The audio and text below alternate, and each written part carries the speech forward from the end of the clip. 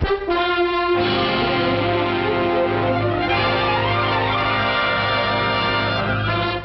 Office of the Coordinator of Inter-American Affairs presents Belo Horizonte, a planned city with a plan.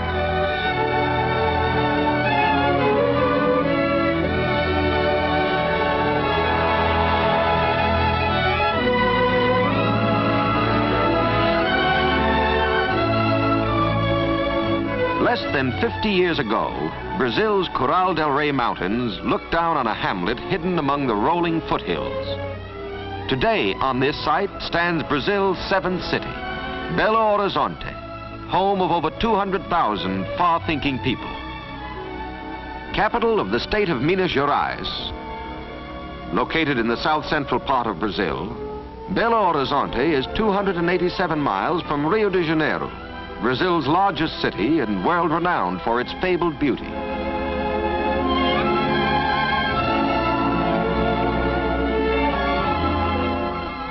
"463 miles from São Paulo, Brazil's second city and the ranking industrial city of Latin America.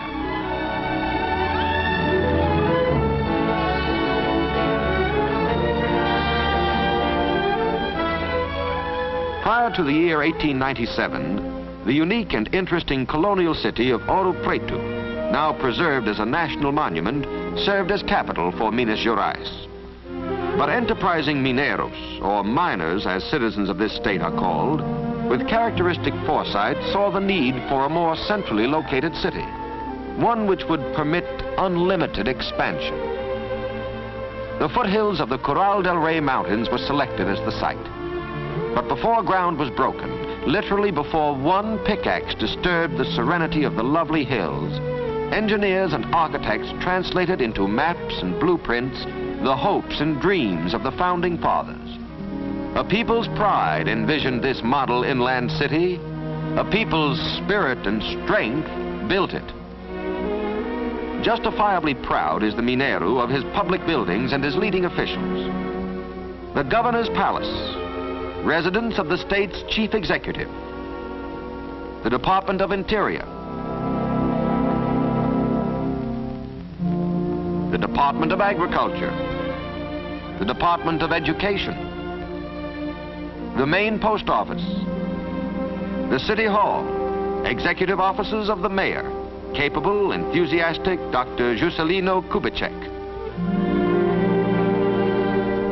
But Belo Horizonte is more than a seat of government. It is the commercial hub of a state fabulously rich in natural resources. A visit to the Feira de Amostras, a building erected to house a permanent exposition of the economic wealth of this great state, will help to explain the phenomenally rapid growth of its principal city. It has been said that the state of Minas Gerais has a chest of iron and a heart of gold. Here, the history of gold is the history of colonial Brazil under Portugal, and more particularly of the development of the state of Minas Gerais. For 350 years, in this oldest, richest gold mining community of Morro Velho, within sight of Belo Horizonte, Brazil produced more gold than the rest of the Americas combined. Intensive and careless exploitation, plus a natural depletion in reserves, has reduced Brazil today to 12th place among world producers. Even this comparatively small output of gold reflects itself on the economic life of the city.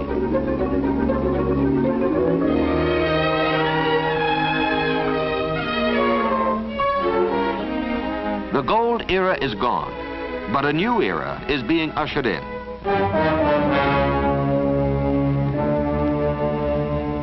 King Iron, long a slumbering giant in the mountains of Minas Gerais, is beginning to stir. 1/4 of the total known iron reserves of the world are in Brazil. At Itabira occurs the largest single deposit. The hilly streets and roads in and around this mining town are literally made of iron.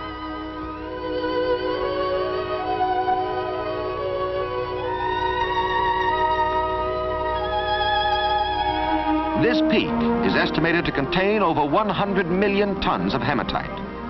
So high grade is the ore that the average will assay 68% of a theoretically possible 72% of pure iron. The railroad from Belo Horizonte is being extended to the peak by cutting through mountain passes and by filling in deep gorges. Building roadbeds is no simple engineering problem in this rugged terrain, but the work goes on. The ore, much of which will be used to make these very rails, is loaded into heavy-duty trucks and hauled several miles to the railroad terminus. From this point, the ore train proceeds toward the railroad yards of Belo Horizonte.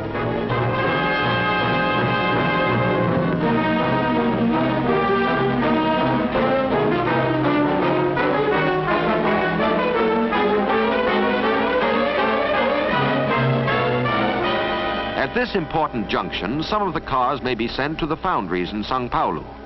Most of them will go on to a large steel, wire, and rail mill at Monlevade, employing over 2,000 people. This mill, the only rail rolling mill in South America, is but the vanguard of even larger mills and foundries now in construction.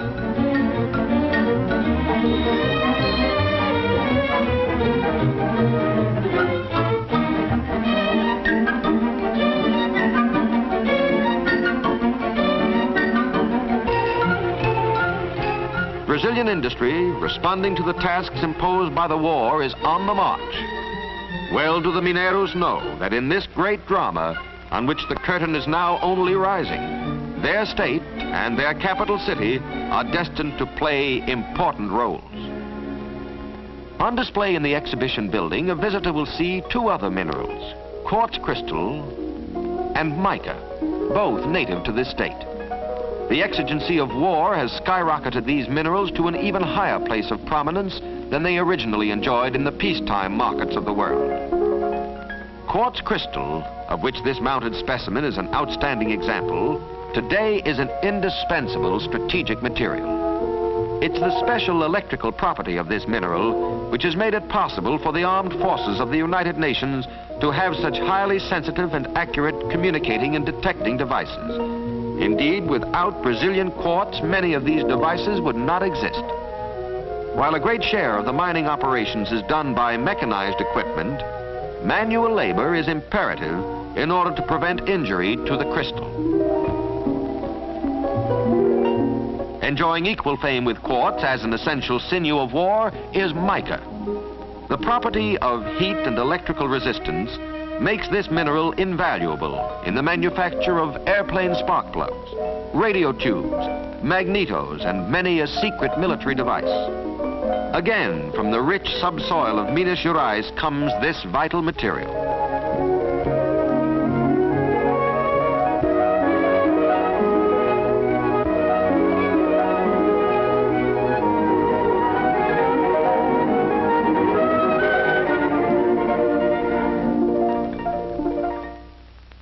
In the cutting and trimming shops, busy Mineiros, men, women, and children, keep these leaves of mica moving toward the stockpiles of American factories and arsenals, and thus are contributing their very ample share to the cause of freedom. Numerous and varied are the other minerals on display at the Feira, all of them contributing to the prosperity of Belo Horizonte. No wartime aristocrats, but worthy of more than a mention, are manganese, chromium, aluminum, silver, nickel, graphite, calcium, kaolin, columbite, and zirconium. Belo Horizonte is also the center of Brazil's steadily growing diamond industry. This diamond, named in honor of Brazil's President Vargas, is the 5th largest diamond in the world, weighing 726 carats. In the production of semi-precious stones, the state of Minas Gerais is the undisputed leader of the world.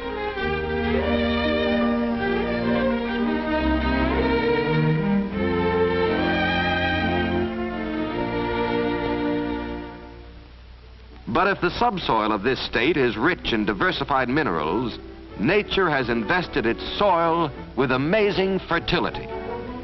The products grown are legion: castor beans, tea, coconuts, peanuts, rice, wheat, beans, corn, tobacco, cotton. Also on display are some of the manufactured articles of this state.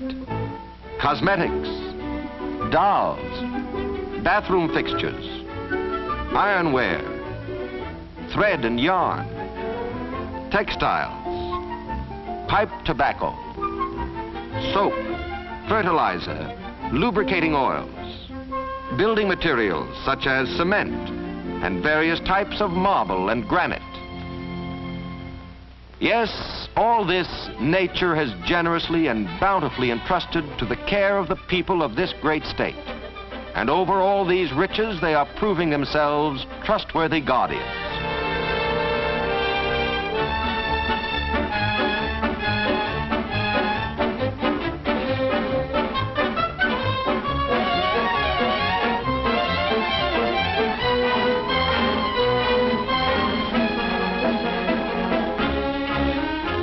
To accommodate their rapidly expanding industries, they are putting into execution a plan which was well prepared in advance. In this area, restricted to industry, all factories will have direct access to 2 railroads. Even as the building of the roadbeds, bridges, and viaducts proceeds, large plants are springing up.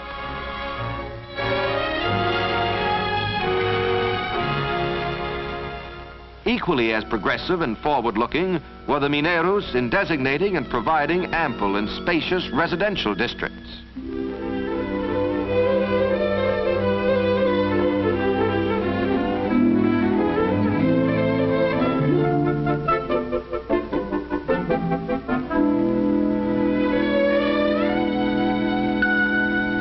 Though Belo Horizonte is principally a city of private homes, the influx of large numbers of people has given impetus to the building of apartment houses and hotels.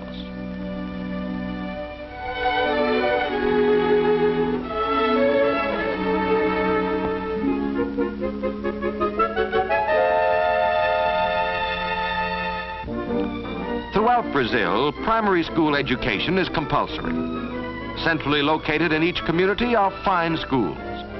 Judged by any standard, the educational system of Belo Horizonte is efficient and advanced.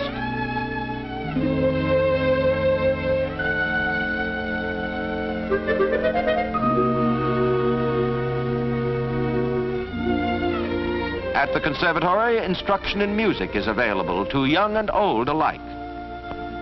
Unique in vocational education is the Instituto João Pinheiro, attended by young boys from all parts of the state, where emphasis is put on the teaching of agriculture. The Veterinary and Biological Institute gives advanced courses in animal husbandry.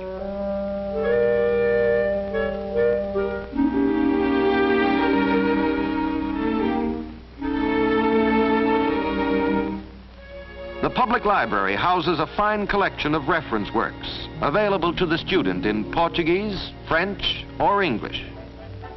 Great progress has been made in improving the lot of the underprivileged boy. Fashioned on the same pattern as Father Flanagan's Boys Town, this school, supported by the 5 city newspapers, trains these boys in the printer's trade. In dealing with crime, the Mineiros have brought penology to a high point of accomplishment. The penitentiary of Neves is one of the most modern prisons in the world.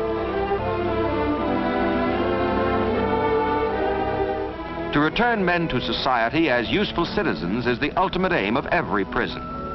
Here at the model prison of Neves, by the application of the honor system, by making available to the inmates practical vocational instruction in diversified trades, and by providing them with well-lighted and ventilated quarters, the Mineiros are making good in their efforts to rehabilitate these men and to make them potentially useful to their respective communities.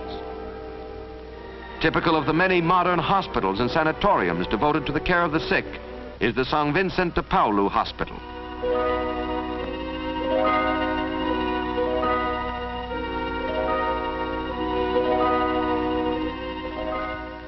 In planning their city, the Founding Fathers allocated a large tract of land for a municipal park. Today, in this beautifully landscaped park, in the heart of the city, the Mineiro and his children avail themselves of the many facilities for diversion and play.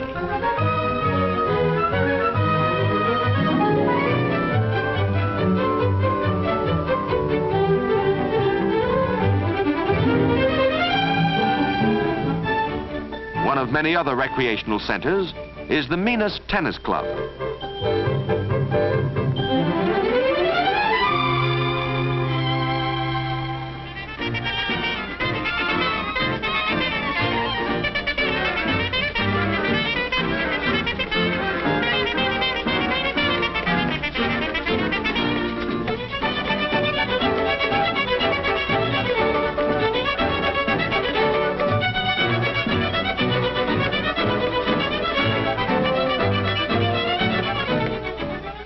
Around attractive Lake Pampulha, a few minutes' drive from the center of town, a new residential district is being built in the traditional way of the Mineiro, according to plan.